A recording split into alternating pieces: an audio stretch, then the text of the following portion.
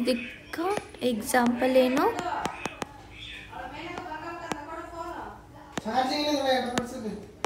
MCl plus AgNO3 gives AgCl plus MnO3. ಇದಕ್ಕೆ example ಏನು? CaCO3 gives CaO plus CO2 gas.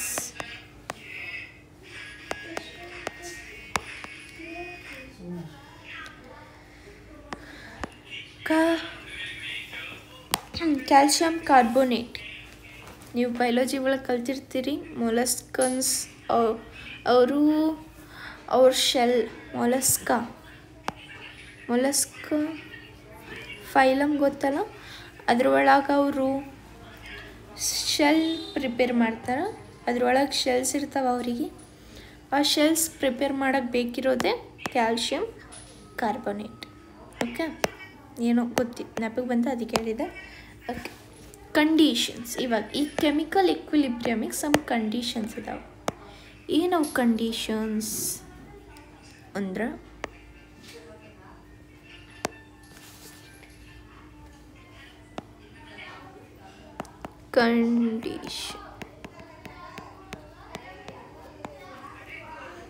First one, ball placed ಅಂದರೆ conditions ಅಲ್ಲ, ಯಾವಾಗ ಆಗ್ತಾವ ಅನ್ನೋ ಕಂಡೀಷನ್ಸ್ ಹೇಳಕ್ಕೆ ಕುಂತಿದ್ದಾರೆ. ಓಕೆ, ಒಂದು ಟೇಬಲ್, ಬಾಲು ಒಂದು ಟೇಬಲ್ ಮೇಲೆ ಇಡ್ತೀವಿ, ಆವಾಗ ಅದು ಎಲ್ಲಿಗನ್ನು ಮೂವ್ ಆಗುತ್ತೆ. ಯಾರನ್ನು ಎಕ್ಸ್ಟ್ರಾ ಫೋರ್ಸ್ ಕೊಟ್ಟಾಗ ಮೂವ್ ಆಗುತ್ತೆ. ನಾವು ಕಲ್ತಿದ್ವಲ್ಲ ಫಿಸಿಕ್ಸ್. ಓಕೆ, ಎಕ್ಸ್ಟ್ರಾ ಫೋರ್ಸ್ ಕೊಟ್ಟಾಗ ಮೂವ್ ಆಗುತ್ತೆ. ಆದರೆ ಏನೂ ಇಲ್ಲ, ಆ ಬಾಲ್ ರೆಸ್ಟಾಗಿದ್ದೆ ಅಂದಾಗ ರೆಸ್ಟಾಗೇ ಇರುತ್ತೆ, ಮೂವ್ ಆಗಲ್ಲ. ಅದು ಆ ಸ್ಟ್ರೀಟ್ ಏನಂತ ಕರಿತೀವಿ, ಇಕ್ವಿಲಿಬ್ರಿಯಮ್ ಅಂತ ಕರಿತೀವಿ. Too hot bodies in contact with different temperature. ಏನು ಹೇಳಿದ್ದಾರೆ ಇಲ್ಲಿ ಅರ್ಥ ಆಗಿಲ್ಲ, ಹೇಳ್ತೀವಿ ನೋಡ್ರಿ. ಇಲ್ಲೊಂದು ಹಾಟ್ ಬಾಡಿ, ಇಲ್ಲೊಂದು ಹಾಟ್ ಬಾಡಿ ಕಾಂಟ್ಯಾಕ್ಟ್ ಆಗಿದ್ದಾವೆ, ಡಿಫ್ರೆಂಟ್ ಟೆಂಪ್ರೇಚರ್ ಇದ್ದಾವೆ ಅನ್ಕೋರಿ, ಎಲ್ಲನ ಅನ್ಕೋರಿ. ಓಕೆ, ಹಾಟ್ ಬಾಡಿ ಎರಡೂ ಹಾಟ್ ಇದ್ದಾವೆ. ಇವಾಗ ಇವು ಇಕ್ವಿಲಿಬ್ರಿಯಮ್ ಅಟೆಂಡ್ ಮಾಡು. Every one wants equilibrium. ಹೌದಾ? ಮನುಷ್ಯ ಅಂತಾಗಿರ್ಬೇಕಂತ ಎಲ್ಲರಿಗೂ ಇರ್ತೈತಿ.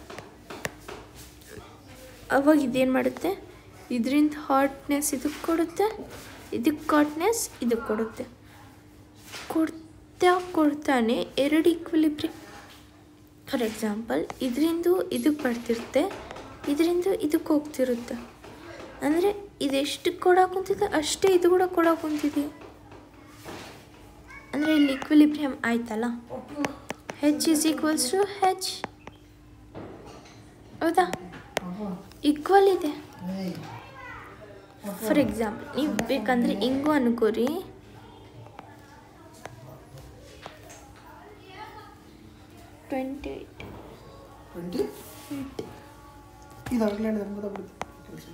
ಓಕೆ. ಫಾರ್ ಎಕ್ಸಾಂಪಲ್, ಇದು ಫಾರ್ವರ್ಡ್ ರಿಯಾಕ್ಷನ್, ಇದು ಬ್ಯಾಕ್ವರ್ಡ್ ರಿಯಾಕ್ಷನ್ ಅನ್ಕೋರಿ. ಎಕ್ಸಾಂಪಲ್ ಹೇಳೋಕುಂತೀನಿ. ಇವಾಗ ಇದು ಎಷ್ಟು ಫಾರ್ವರ್ಡ್ ರಿಯಾಕ್ಷನ್ ಇದು ಕೊಡೋಕುಂತಿದೆ, ಅಷ್ಟೇ ಬ್ಯಾಕ್ವರ್ಡ್ ರಿಯಾಕ್ಷನ್ ಆಗಿ ಇದು ಕೂಡ ಕೊಡೋಕುಂತಿದೆ. ಹೌದಾ? ಇವಾಗ ಇದ್ರೊಳಗೆ RF is equals to RP ಆಯಿತು. ಅಂದರೆ ಯಾವಾಗ RF is equals to RP ಆಗುತ್ತೆ, ಯಾವಾಗ ಇದು ಇಕ್ವಿಲಿಬ್ರಿಯಮ್ ಅಟೆಂಡ್ ಮಾಡಿರುತ್ತು. ಓಕೆ, ಇದು ಅರ್ಥ ಆಯ್ತಾ? Next third one, chemical reactions. Chemical ರಿಯಾಕ್ಷನ್ಸ್ಗೂ ಆಗುತ್ತೆ. ಎಕ್ಸಾಂಪಲ್ ಇದೆ, in all the above three condition after certain temperature all the variable of a system remains constant. ಹೌದಾ, ಇದರಿಂದ ಟೆಂಪ್ರೇಚರ್ ಕೂಡ ರಿಮೇನ್ಸ್ ಕಾನ್ಸ್ಟೆಂಟು, ಪ್ರೆಷರು, ವ್ಯಾಲ್ಯೂಮ್ ಅದೆಲ್ಲ ಕಾನ್ಸ್ಟೆಂಟ್ ಆಗುತ್ತೆ. Constant and reaches a state called equilibrium. Okay.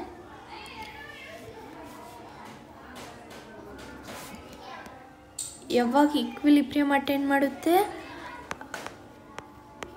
ಯಾವಾಗ ಎಲ್ಲ variables of A system remains constant. ಅವಾಗೆ ಏನ್ ಮೆಷರೇಬಲ್ಸ್, for example ಹೇಳಿದ್ನಲ್ಲ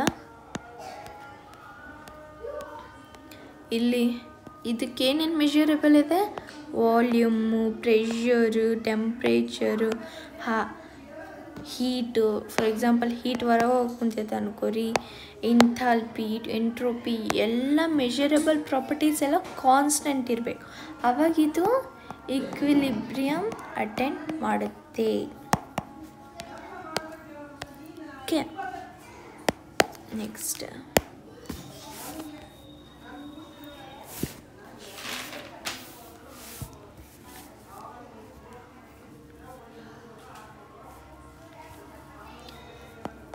ವೈ. ಇದಕ್ಕೆ ವೈ ಕ್ವಶನ್ ಅನ್ನೋದು ನಿಮಗೆ ಬಂದಿರುತ್ತೆ, ಹೌದಾ? ಯಾಕೆ ಎಲ್ಲ ಪ್ರಾಪರ್ಟೀಸ್ ಕಾನ್ಸ್ಟೆಂಟ್ ಆಗಿರಬೇಕು? ಯಾವಾಗ ಈಕ್ವಿಲಿಬ್ರಿಯಮ್ ಇರ್ತೈತಿ ಆವಾಗ ಎಲ್ಲ ವೇರಿಯೇಬಲ್ಸ್ ಯಾಕೆ ಕಾನ್ಸ್ಟೆಂಟ್ ಇರಬೇಕು? ನಿಮಗೆ ಕ್ವಶನ್ ಬಂದಿಲ್ಲ ಅಂದರೂ ಬರುತ್ತೆ ಯಾವಾಗ ಒಂದು ದಿವಸ. ಯಾಕೆ ಅಂದರೆ ಫಾರ್ ಎಕ್ಸಾಂಪಲ್ ನಾನೊಂದು ಗ್ರಾಫ್ ಬಿಡಿಸ್ತೀನಿ ನೋಡ್ರಿ. ಓಕೆ,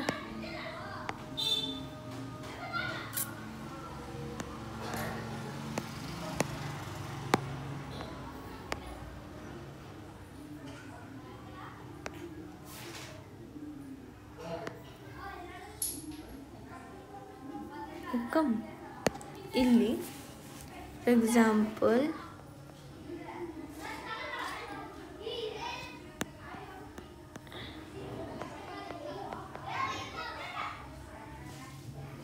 ಓಕೆ, ಇದು ರಿಯಾಕ್ಟೆಂಟ್, ಇದು ಪ್ರಾಡಕ್ಟ್.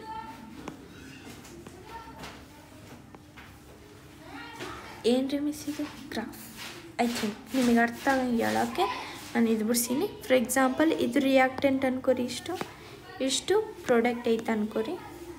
ಓಕೆ, ಇಲ್ಲಿ ಇವಾಗ ಒಂದು ರಿಯಾಕ್ಷನ್ ತಗೊತೀನಿ. N2 + H2 gives NH3. ಇಲ್ಲಾಂದ್ರೆ ಹಿಂಗೂ ಬರಿಬೋದು ನೀವು. NH3 gives, ಆದರೆ ಪ್ರಾಡಕ್ಟ್ ಸೈಡ್ ಇದೆ ಐತಿಗೋಸ್ಕರ ನಾನು ಪ್ರಾಡಕ್ಟ್ ಸೈಡೇ ಬರೀತೀನಿ. N2 + H2 combines to gives NH3. Product side ಏನೈತಿ? NH3. Reactant side N2 + H2. ಇದು ರಿಯಾಕ್ಟೆಂಟ್, ಇದು ಪ್ರಾಡಕ್ಟ್. ಓಕೆ, ಇವಾಗ ಈ ರಿಯಾಕ್ಟೆಂಟ್ ಪ್ರಾಡಕ್ಟ್ ಫಾರ್ಮ್ ಆಗೋಕ್ಕೆ ಡಿಕ್ರೀಸ್ ಆಗುತ್ತೆ, ಹೌದಾ? ಡಿಕ್ರೀಸ್ ಆಗುತ್ತೆ ಆಗುತ್ತೆ ಆಗುತ್ತೆ ಆಗುತ್ತೆ ಇಲ್ಲಿಗೆ ಬರುತ್ತೆ ಡಿಕ್ರೀಸ್ ಆಗಿ. ಇವಾಗ ಪ್ರಾಡಕ್ಟ್, ಇಲ್ಲಿ ಪ್ರಾಡಕ್ಟ್ ಐತಲ್ಲ, ಪ್ರಾಡಕ್ಟ್ ಏನಾಗುತ್ತೆ? ಇನ್ಕ್ರೀಸ್ ಆಗುತ್ತೆ, ಇನ್ಕ್ರೀಸ್ ಆಗುತ್ತೆ ಆಗುತ್ತೆ ಆಗುತ್ತೆ ಆಗುತ್ತೆ ಇಷ್ಟಾಗುತ್ತೆ ಇನ್ಕ್ರೀಸ್, ಹೌದಾ? ರಿಯಾಕ್ಟ್ ಆಗುತ್ತೆ, ಪ್ರಾಡಕ್ಟ್ ಫಾರ್ಮ್ ಆಗುತ್ತೆ, ರಿಯಾಕ್ಟೆಂಟ್ ಡಿಕ್ರೀಸ್ ಆಗುತ್ತೆ, ಪ್ರಾಡಕ್ಟ್ ಇನ್ಕ್ರೀಸ್ ಆಗುತ್ತೆ, ಹೌದಾ? ಹಿಂಗೆ ಆಗ್ತಿರಾದಾಗ ಏನಾಗುತ್ತೆ ಅಂದ್ರೆ ನೋಡಿಲ್ಲಿ ಈ ಪಾಯಿಂಟ್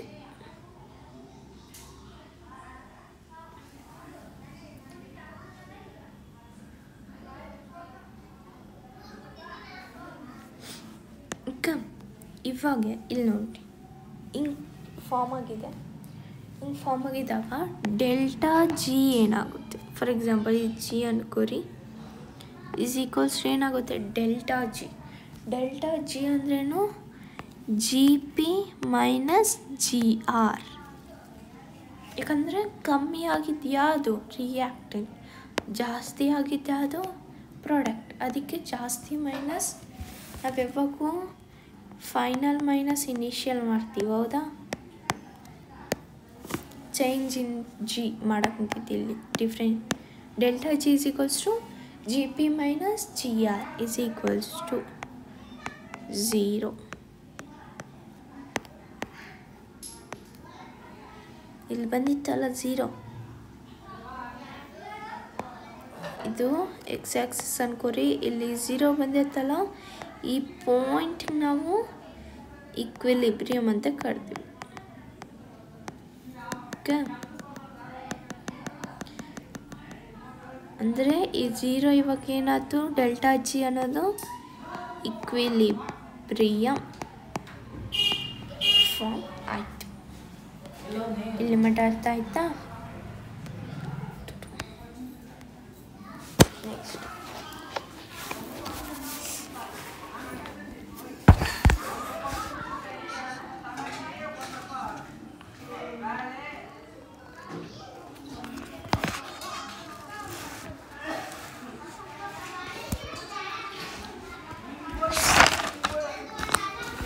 ಇವಾಗ ಈಕ್ವಿಲಿಬ್ರಿಯಮ್ ಏನು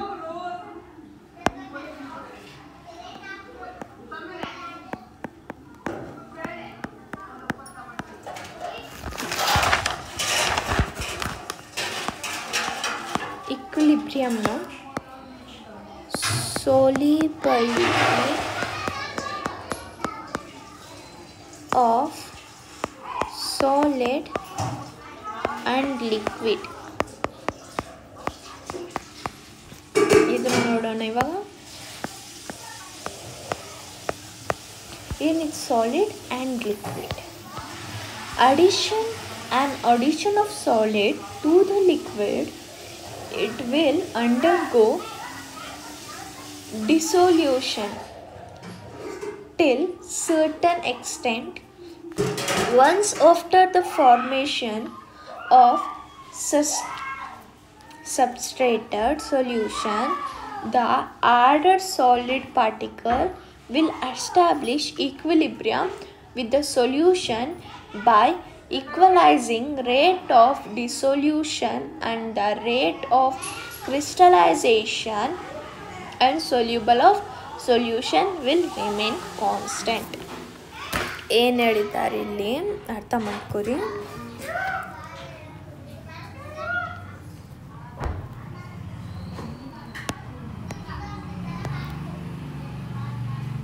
ಒಂದು ಕಂಟೈನರ್ ಇದೆ,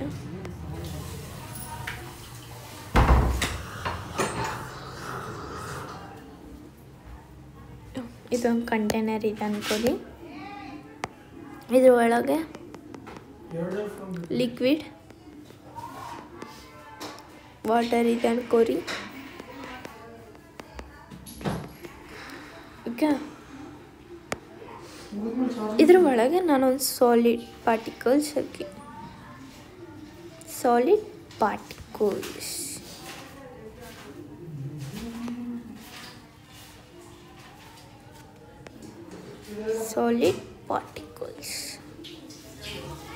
ಎಷ್ಟು ಹಾಕೀನಿ ಅಂದರೆ ಸ್ವಲ್ಪ ಸಾಲಿಡ್ ಪಾರ್ಟಿಕಲ್ಸ್ ಹಂಗೆ ಉಳ್ತಿರ್ಬೇಕು ಆ ವಾಟರ್ ಒಳಗೆ.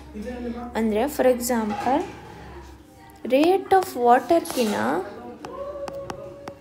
ರೇಟ್ ಆಫ್ ಸಾಲಿಡ್ ಭಾಳ ಹಾಕಿರ್ತೀನಿ, ಅದಕ್ಕೆ ಸಾಲಿಡ್ ಪಾರ್ಟಿಕಲ್ಸ್ ಉಳಿದಿರ್ತೈತಿ ಹಂಗೆ.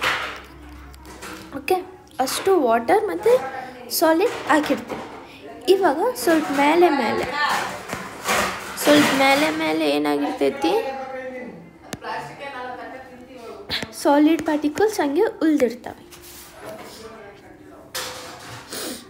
ಏನಾಗಿರ್ತೈತಿ ಇವಾಗ ಈ ವಾಟರ್ ಅನ್ನೋದು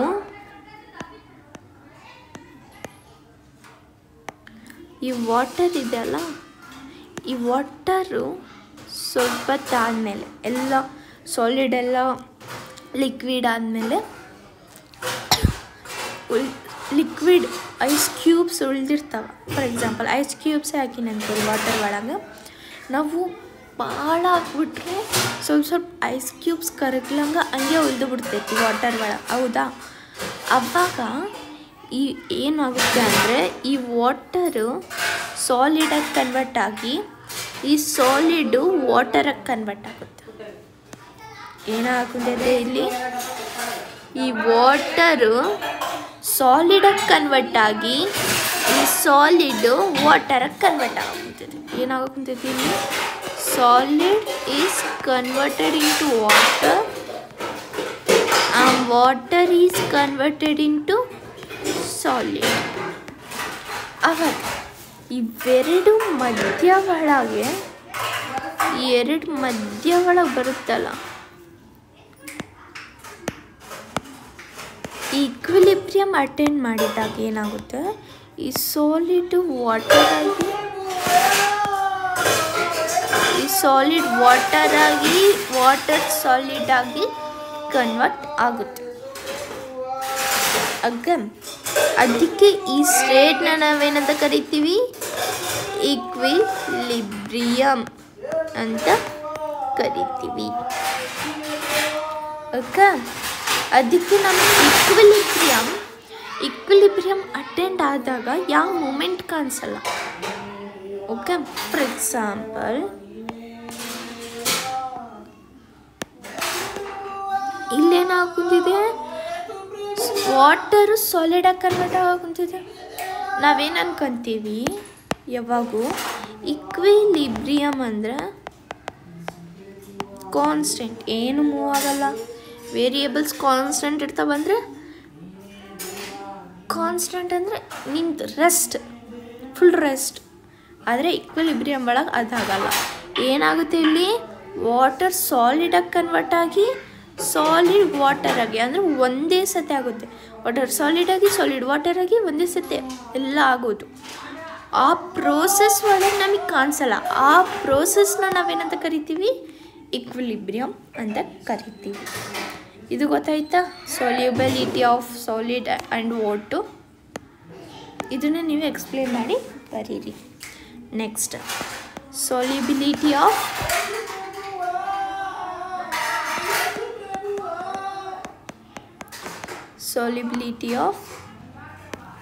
gases in liquid.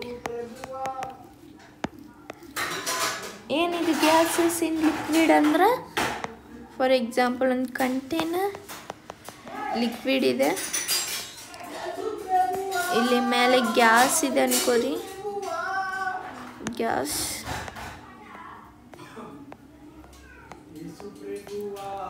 ಏನಾಗಕ್ಕಂತೈತೆ, ಈಕ್ವಿಲಿಬ್ರಿಯಂ ಅಂದರೆ ವಾಟರ್ ಗ್ಯಾಸ್ ಆಗಿ ಗ್ಯಾಸ್ ವಾಟರ್ ಆಗಿ ಕನ್ವರ್ಟ್ ಆಗುತ್ತೆ. ಆ ಸ್ಟೇಟ್ನ ನಾವೇನಂತ ಕರಿತೀವಿ, ಈಕ್ವಿಲಿಬ್ರಿಯಂ. ಸೇಮ್ ಇದು ಹೆಂಗೆ ಕಾನ್ಸೆಪ್ಟ್ ಇರುತ್ತೆ ಇದ್ರಾಗೂ ಹಂಗೆ ಇರ್ತೈತಿ. ಏನಾಗುತ್ತೆ ಅಲ್ಲಿ, ಗ್ಯಾಸ್ ಮಾಲಿಕ್ಯೂಲ್ಸ್ ಗ್ಯಾಸಸ್ ಅಟಮ್ಸ್ ಎಲ್ಲ ವಾಟರ್ ಆಗಿ, ಲಿಕ್ವಿಡ್ ಮಾಲಿಕ್ಯೂಲ್ಸ್ ಎಲ್ಲ ಗ್ಯಾಸ್ ಆಗಿ ಕನ್ವರ್ಟ್ ಆಗುತ್ತೆ. ಓಕೆ, ಇಲ್ಲಿ ಮಟ್ಟ ನಿಮಗೆ ಅರ್ಥ ಆಯ್ತು ಅನ್ಕೊತೀನಿ.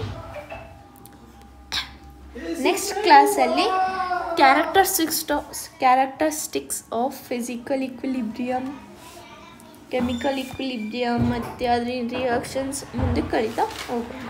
ಓಕೆನಾ? ಅಲ್ಲಿವರೆಗೆ ಟೇಕ್ ಕೇರ್ ಆ್ಯಂಡ್ ಬಾಯ್.